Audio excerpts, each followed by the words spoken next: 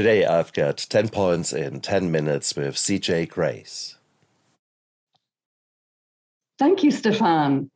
Well, I have 10 points that I want to tell you about, and that's what I used to get over the devastation of finding out that my husband was unfaithful and shortly after being diagnosed with breast cancer. So you can work on these points in any order, and like me, you may find yourself doing more than one of them at the same time.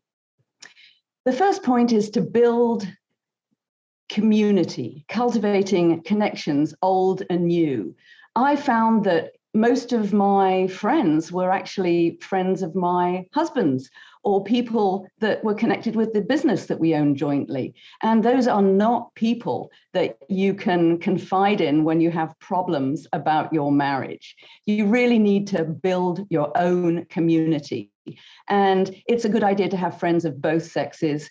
And to be honest, that was one of the most important things I did. I made it a priority to reconnect with old friends and to build friendships. I wasn't looking for a new relationship on the rebound. That would have been a very bad idea to rush into that. I was looking for genuine friendships, to have a community of people that I could communicate with and be happy with.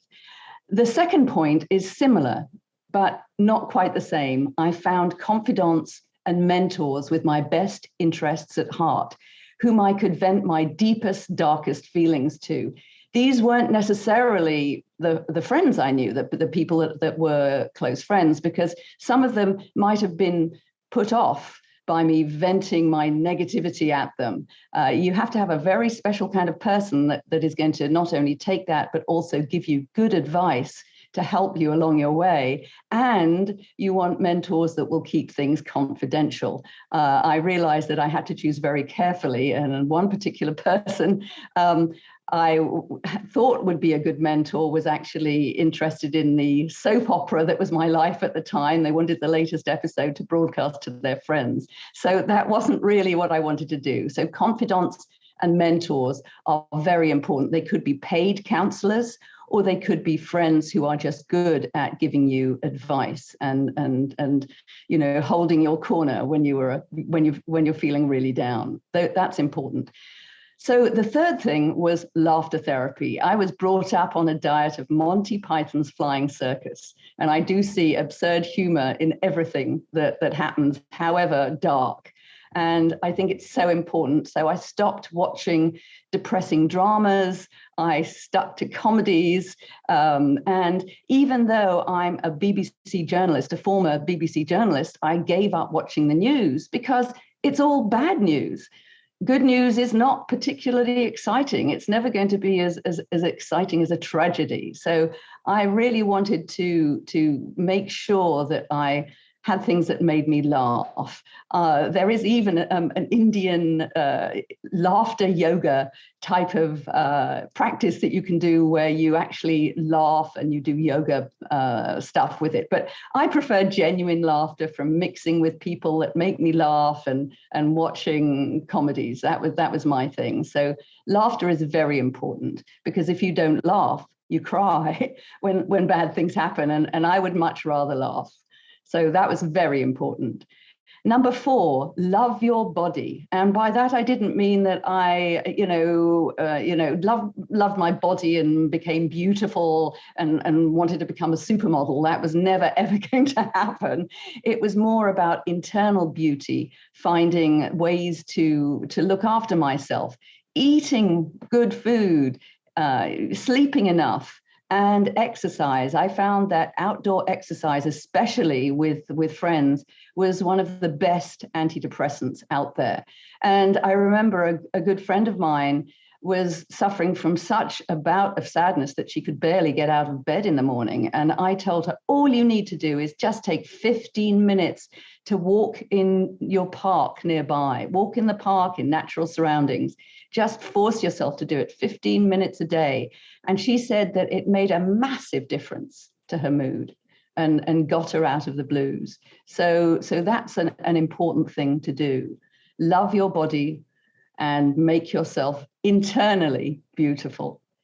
The fifth thing that I did was finding my passion. You have to work out what you're passionate about and make time for things you enjoy. So often, particularly women, we just keep our nose to the grindstone and we don't make any time for ourselves. We make time for the family, but we don't make time for ourselves. And in my case, my husband worked very hard at his job, but he was very hands-off as far as looking after the children, cooking and cleaning, any of that. And after I found out about his latest mistress, I realized that I was actually sublimating my entire personality into ministering to him, ministering to the children, ministering to the house, ministering to the joint business that we shared. And so, I realized, no, I've got to find my passion. I've got to do things that make my heart sing.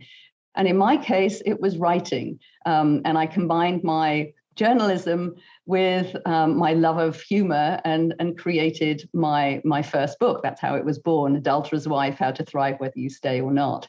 But for somebody, it could be a musical instrument or art or volunteering for a cause that you really believe in.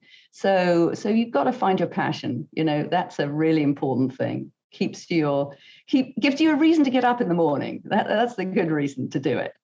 So the sixth thing was probably the hardest of all.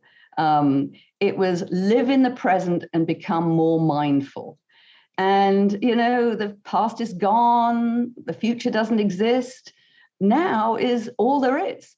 And I worked hard at trying to live in the present and become more mindful and more aware of, what was in front of my nose. Infidelity and adversity can create an awful lot of soul searching, and it makes you realize that you want to discover that there's more to life than what you've experienced up to the present moment. And one benefit of dealing with life setbacks is it can act as a catalyst to propel you further into spiritual development, and really feeding your soul. And even without having to deal with adversity like the breast cancer and the infidelity that I dealt with, we can find that we are not living in the present at all. You're churning over the past, you're wishing you'd done things differently, worrying about the future rather than being aware of the present.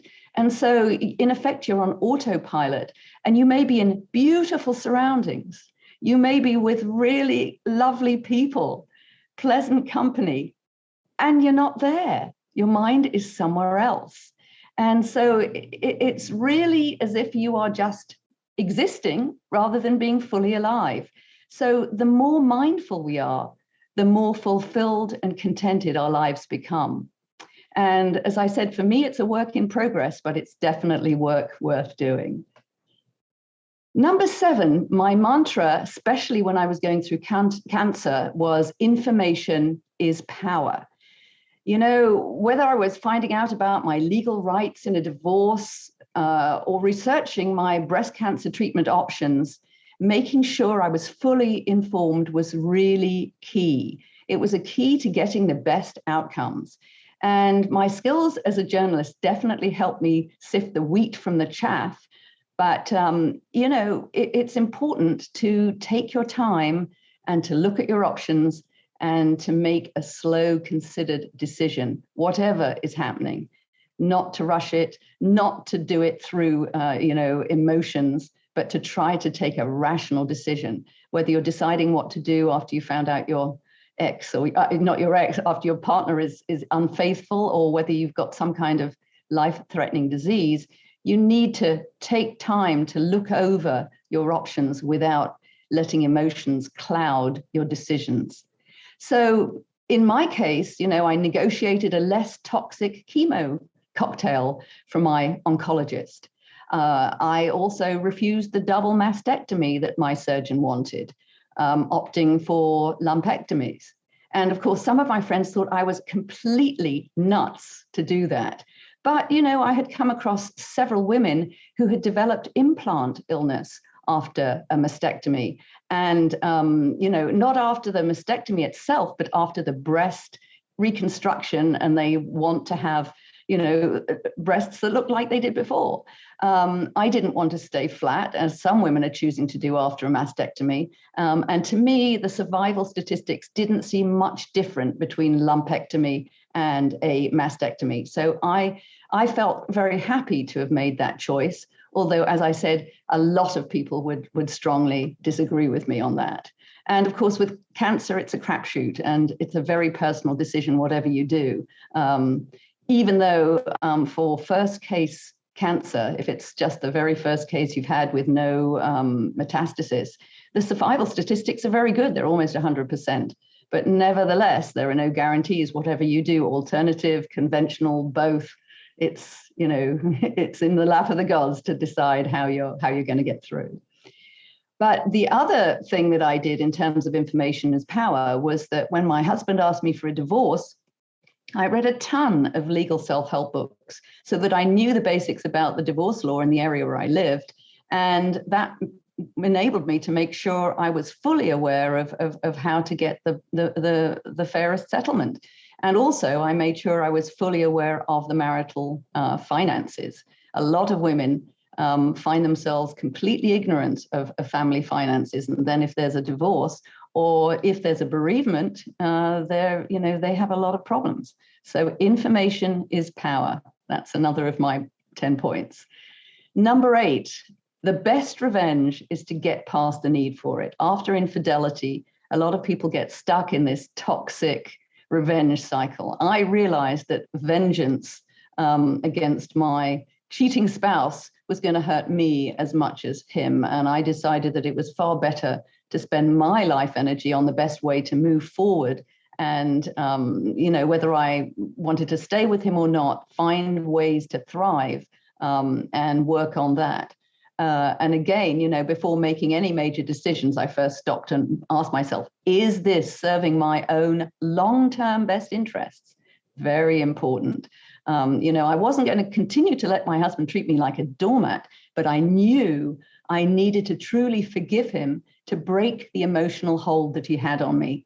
And so, anger and plotting revenge over the curveballs that life throws at us really keeps us churning over the past and prevents us moving forward to something better. And in effect, it makes us victims rather than victors. And I wanted to be a victor over my circumstances and not a victim. So number 9, become complete in yourself with or without a partner. So often we find ourselves relying on somebody else to complete us. We look for the perfect mate to provide for all our needs. And, such a person only exists in the fantasies of Disney movies. If you're expecting a partner to complete you, it puts a huge burden on them. And it creates needy, desperate, unbalanced relationships. So when I was feeling incomplete without a partner, inevitably guys would pick up on my insecurity and generally run a mile, and in my youth, dating was a disaster because I was so unsure of myself. Now I'm perfectly happy on my own. And ironically, I have no shortage of men who are interested in me. And dating is a blast in midlife, which I would have never expected.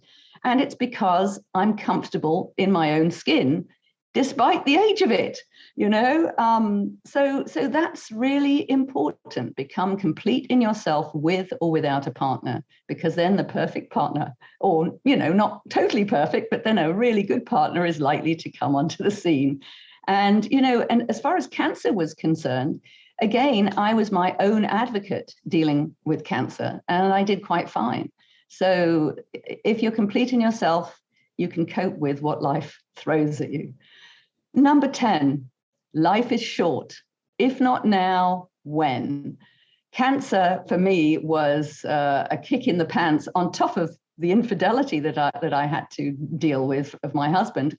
It's a kick in the pants to tell you life is short, that things are impermanent, that you have an expiration date.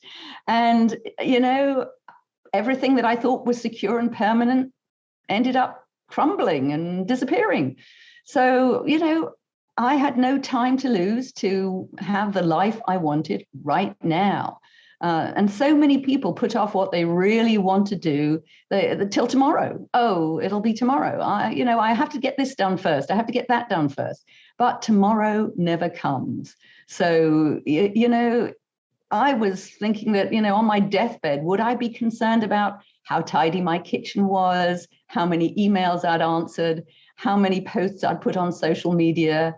I don't think so. No, I'd be happy about the loving relationships I'd had, that I'd really become close to my sons, that I had put out a book books that help people and that made them laugh and made them move out of difficult times. So that's really important. If not now, when? And, for me, it wasn't necessarily about shooting for success. It was more about finding purpose in life. Once you've achieved success in one thing, you've made your first million, well, you hunger for more. You realize, oh, it wasn't as great as it seemed it was going to be, and I need another million now.